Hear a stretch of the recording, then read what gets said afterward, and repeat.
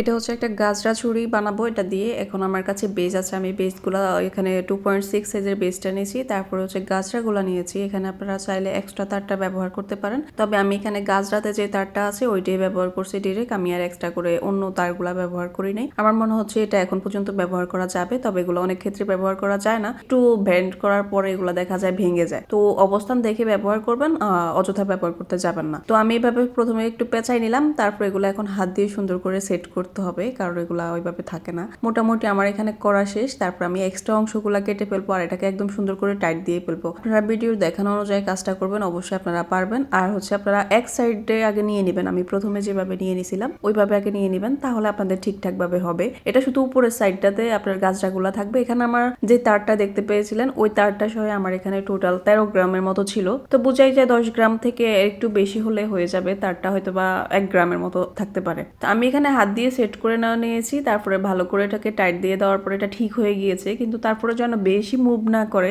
কিছু কিছু জায়গা ওই জায়গাগুলোতে আমি একটু গ্লু দিয়ে সেট করে নিচ্ছি, তাহলে মুভ কম করবে। তো আমার এখানে এই যে চুড়িগুলা বানানো শেষ, আগে থেকে একটা চুড়ি বানানো ছিল, এই যে দেখেন এগুলো একদম বোঝাই যাচ্ছে না যে কোনটা এখানে ধরেন গাছরা চুড়ি আমাদের বানানো আর কোনটা হচ্ছে মার্কেট থেকে কেনা, বোঝার উপায় নাই। এগুলো এত সুন্দরভাবে বানানো। আর হচ্ছে আপনারা চুড়ির বেসগুলো আমাদের পেজে পেয়ে যাবে, যারা নিতে চান নিয়ে নিতে পারেন। তো থ্যাংক ইউ, এই পর্যন্তই।